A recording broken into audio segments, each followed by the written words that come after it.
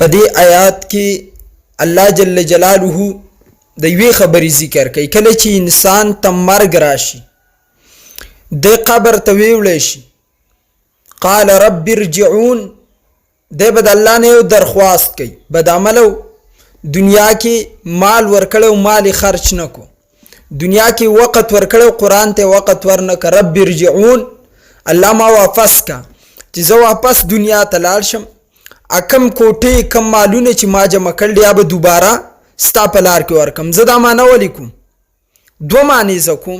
نه مې ستا کتاب له ټیم ورکړو، نه مې ستا دین له ټیم ورکړو، نه مې مسجد له ټیم ورکړو، نه مې مال خرچ کړو. تاسو به روایت اورئ، نبی علیه الصلاۃ والسلام فرمایي کله چې مړی په قبر کې کېښودی شي دی کینی نو دو ملایکې ورته راشي، خلک چې د ده نه واپس کېږي یسمع قرآن عالم، دی د خپو هغه اوازونه ټق ټق اوري چې کله دا انسانان د ده نه واپس کېږي. دا اوازونه ده ته ولې الله اورئ؟ کله ناکله حدیثو کې داسې نکتې راشي دا ذهن ته واچوئ. وجه دا ده دا هغه اهلو د کم د پاره چې تا زهیر کړی و، د هغه اولادو د کم د پاره چې تا الله وی زهیر کړی و، نن یې تر خپو اوازونه م اورم وایي وره پرېښودي یوازې درنه روان شو. لکه تاسو یو روایت اورئ قیامت په ورځ باندې به یو کسی او هغه ته به الله وی ستا په نیک اعمالو کې یو نیکي کمه ده، دا یو نیکي تلاش کا، ته به جنت ته ځي. خپل اولاد ته به راشي، بچی به ورته وایي بابا که زما یوه نیکي کمه شي زه به له کوم طرفه پوره کوم، زه یې نشم درکولی. ښځه به ورته وایي که زما نیکي کمه شي زه به له کوم طرفه پوره کوم، زه یې نشم درکولی. لور به م ورته وایي، پلار به م ورته وایي، رور به م ورته وایي، خور به م ورته وایي که زمونږ په نیکو کې یو نیکي کمه شي موږ به د کم طرفه بیا پوره کوو. اچھا دا به ولې ده ته وایي؟ دې کې وجه څه ده؟ دا نیکي خو الله ورکوي بانه وله ګوري جنت ته داخلوي، خو دا ګرځوي ولې؟ اکثر موږ په دنیا کې د معمولي نیکۍ هتک کوو. موږ وایو په سبحان الله باندې څلور الفاظ او اتیا نیکۍ په دې ملاویږي مړه څلی وی معمولی شانته ذکر دی. موږ د دې ذکر هتک کوو، زموږ ذهن کې دای دا معمولی ذکر ولیکې. لکه تاسو چې کم خلک د خپل دین مشران په نن وخت کې جوړ کړل دي، نا اهلم چې کله د خپل واز مشران جوړ کړل یا د ذکر څومره هتک کوي، او دا مولیان د ذکر او ذکر او قرآن تلاوت او د قرآن په تلاوت خو څه نه میلاویږي. داسې وایي که نه؟ حالانکې زه به تاسو ته روایت ویم ما نه خبره پاتې نشي. د حدیث کې چې کوم کې راځي اقرأ ورتل کما كنت ترتل فی الدنیا، د قیامت په ورځ باندې به ویلی شي لوله څنګه چې تا په دنیا کې قرآن لوستو او د جنت په درجاتو باندې خیجه. کم زګین کې چې ستا خیره لفظ راغی په هغه زګین ستا درجه ختمه شوه. داسې روایت دی که نه؟ دې په شرح کې تاسو وګورئ. دې نه مراد علما لیکي چې یوازې حافظ قرآن نه دی، بلکې کم انسان چې په دنیا کې د تلاوت اهتمام کوي. خو نن ستا خلک څه وایي چې د قرآن تش تلاوت دا د توتی گیت دی، داسې وایي که نه وایي؟ نو داسې انسان ته به الله بیا هلته زور ورکوي چې تا زما د قرآن تلاوت هتک کا، تا د قرآن په تلاوت اجر نه مانو، تا ذکر نه مانو، تا وظیفه نه منله، نن وګرځه یوه نیکي تلاش کا، نن وګرځه یوه نیکي تلاش کا. دې اولاد ته زما د ذکر نه ایستی وي، نن لاړ شه چیک اف یې وکړه، دا پې الله چیک اف کوي. دې ښځې ته زما د ذکر نه ایستی وي، د دې دپاره تا زما ذکر نه کوه، نن لاړ شه او د دې ښځې نه زه ته یوه نیکي والی چې تا له درکړي. تا 24 घंटों کې 8 घंटे ډیوټي کوله، دیاړي دي کوله، مزدوري دي کوله. د چا دپاره؟ د دې بچو دپاره، د دې خویندورونو دپاره، د دې ښځې دپاره. لاړ شي چې نن یوه نیکي درکوي که نه؟ دې کې اشاره ده د الله بندګانو ځان د حدیثو په مزاج پویه کوي، د هغې په خوند او په مزه، د هغې په فقاهت باندې. بهرحال کله چې د انسان نه خپل اهل و عیال را روانیږي، حدیث کې راځي دی د خپو اوازونه اوري. وجه څه ده؟ دلته ولې د خپو اوازونه الله اوري؟ دې د پاره چې کومو خلکو د پاره تا زهیر کړی و، نن د هغې خلکو د خپو اوازونه واوره، ته یک تنها پرېښودې د خاورو لاندې، د ډیري لاندې، نو دی به څه وایي؟ رب ارجعون، واپس مې که ربه چې لاړ شم، کم مال مې چې دې اولاد ته پرېښی اوس به ستا په لاره کې ورکم. قرآن مې د دې اولاد دپاره پرېښی، لږ مې واپس که. لعلی اعمل صالحا فيما ترکت کلا. نمبر 1 چې زه عمل صالح وکم. عمل صالح چې قرآن کې څومره ځایونو کې راغلی د دې معنا آسان الفاظو کې یاده کړئ. د دې نه مراد د عمل د سنتو مطابق. ما ستا د نبي د سنتو خلاف زندگی تیروله چې زه عمل صالح وکم. دیو وجې نه موږ دې نوجوانان ته وایي ګیرې پرېږدئ، هسې نه چې قبر کې کېښودی شي بیا هلته د عمل صالح چغې وښی، خو ټیم به درسنې. یو انسان هم نه دی را واپس شوی، یو. فیما ترکتو دویم ترکه لپس یادی. ترکه پیژنې یوصیکم الله فی اولادکم للذکر مثل حظ الانثیین. مما ترکه د میراث په آیاتونو کې څه راځي؟ ترکه مال ته وایي.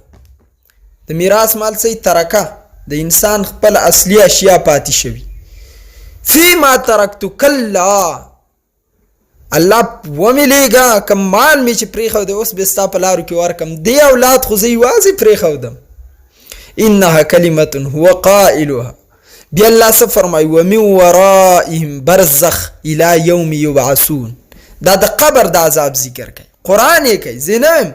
یوم یبعثون هغې ته د قیامت په ورځ چې خلک به د خپلو قبرونو نه را روان کړی شي.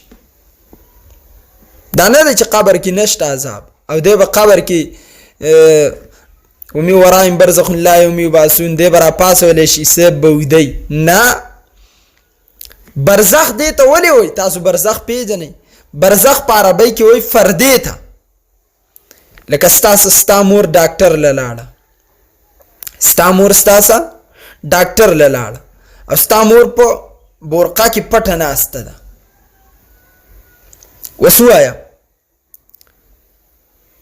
ستا مور ډاکټر ییني که نه ییني؟ ییني، خو ډاکټر صاحب ستا مور نه ییني.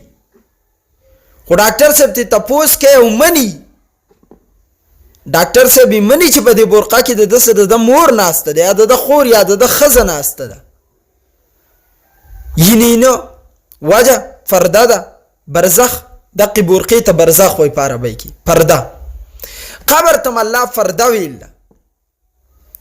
قبر کې دننه عذاب شته خو ستانه پټ دی، څنګه چې بورقه کې دننه ښځه شته ډاکټر صاحب یې نه ییني. الله څومره عجیبه جمله فرمایل. زمونږ خلک وایي دا عذاب قبر چې دی داسې پالتو خبره ده، عذاب قبر نشته. خو ورته نوم ذکر کوي، عذاب قبر، ثواب قبر. پته به ته بهرحال ولګي چې کله ورښکته شي په دې باندې دماغ خواړه نه دي پکار. خو دا د کومو روایاتو نه د عقیده ثابته ده، د خپلې عقیدې فکر وکړئ. څنګه چې د معراج واقعه په تواتر قدر مشترک روایاتو ثابته ده، دغه شانتې د عذاب قبر عذاب په تواتر قدر مشترک باندې ثابت دی چې په دې قبر کې عذاب دی. لکه ما بله ورځ تاسو ته درس عقاید کې یو مثال ویلی، د کراچۍ سمندر منل ایمان نه دی. وجه دا په نظر راځي، عرش چې په کم سمندر پروت دی د هغې منل ایمان دی. وجه په نظر نه راځي. ایمان بالغیب وای دیتا چې که الله چرته د قبر عذاب لکه دی بعضې خبیثانو چې موږ ته د قبر عذاب وښی دا مولیان، دلته اوس راز دا دی. در اصل دا خبرې د رسول الله دي، خو که تاسو ته یو سړی ووایي چې ما ته د رسول الله وښی دا، نو ته بیا وایي په ایمان دا به خلاص شي، نشي خلاصېدی. نو د رسول الله نوم نشي یادولی. یا دغه شان د قرآن د دې آیات نه برزخ د قبر زندگی ثابت ده که سړی قرآن ته چیلنج ورکړي بیا به ژوندی خلاص شي نه. نو در اصل دلته لفظ مولا راغسته ده. مولا د دې څه سویمه ده، خبرې د الله دی او د رسول دی. یو سړی په ایمان لري ښه خبره ده، نه پې لري. یوم نقول لجهنم هل امتلأت وتقول هل من مزید. جهنم به وایي الله نور څوک شته؟ راوله راوله راوله. نو دا مولا ولې یادوي؟ دې وجې نه دا مولا یادوي درس دلته اوس د عوامو ته اصل کې پته نشته. حضرت مولانا محمد امیر بجلیګر رحمه الله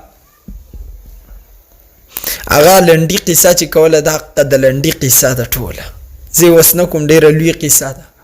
وروستو راز نه څوک نه دی خبر چې هلکه دا مولا د ځانه لګیا دی که قرآن حدیث کې دي. دا قرآن حدیث وایي، خو که دی قرآن حدیث نه براه راست انکار کوي نو بیا په ایمان ووایه څوک به یې ومني. دغه شان سپک به یې کې ښه پوره. نو دی چل ول دا چلی. او بیا د ملحدینو سازش دا دی. ملحد تاسو پیژنئ اصل کې چې د ثابت شده شیز نه انکار وکړي دې ته وایي ملحد. لکه قبر څلور ګوټی دی، یو طرف پکې بل وکړي پنځم الحاد، دې ته لحد وایي. دې ته څه وایي؟ لحد ورته وایي. دا پنځم طرف پکې وشي. زما وروره اصل مسله داسې ده چې عقیده یا ایمان په دې شکریا نه نشته ځکه زمونږ نه ایمان لاړ. که د دې تپوس د سلطان نور الدین زنګي نه پکار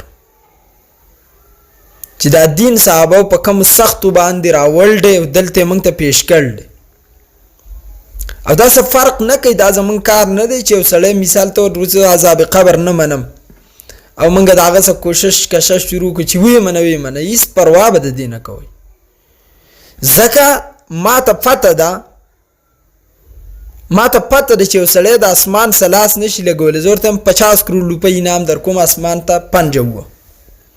ما ته پته ده که دی ډېر زورو کې اسمان څه لاس نشي لګولی. داسې چې کله ما ته پته ولګېدي چې په دې قبر کې قرآن حدیث وایي عذاب دی، یو سړی وایي نه منم، ولې پې دماغ خوري؟ پته به ورته ولګي ورکوز بشي، پته به ورته ولګي ورکوز بشي. وما انت بمسمن من فی القبور. قبور څه ته وایي؟ زه وایم زما په سر درد دی، ته وایې نه ستا په خپو درد دی او د خپو درد ته د سر نوم ورکړې. د خپو درد ته د خپو نوم دی، د سر درد ته د سر نوم دی. عذاب قبر چې ورته وایي نو دا قبر تی مراد دی، په دې کې عذاب دی. بیا ته مثالونه دا ورکوي چې مثال په عربو کې قبرونه چې دی هغه والی کېږي او نوي کېږي هر کالو، او من خو پکې چېرته عذاب ونه لیدو او دا سر داسې وړقی. لکه ته څه خنزیر انسان. من څه وایو چې په عذاب قبر الله دنیا ته نه ښیي. وجه دلته عقیده د ایمان بالغیب ده. کنې ستا په دې کوپړی کې چې کوم عقل دی ته وایې زه عقلمن یم، دا عقل لږ راوښیه.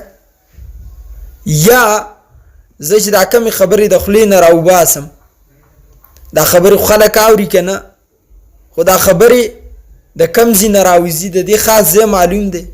که چېرته د دې خبرو خاص ځای د دنیا ټول انجینیر ډاکټران وښیي، موږ به د تمامو چاړېګانو له علاج وکړو چې کم سړی مړ کېږي هم دا د خبرو ځای به ترې وباسو، چاړه ته به یې لګو. د الله په موږ کې دا داسې زیږینه ولې پیدا کړل دي؟ یا مثال په طور زما په خېټه پینډاکسایډ دی، ډاکټر صاحب ته پته لګي، هله پته لګي چې کله د دې ظهور وشي، کله درد راشي.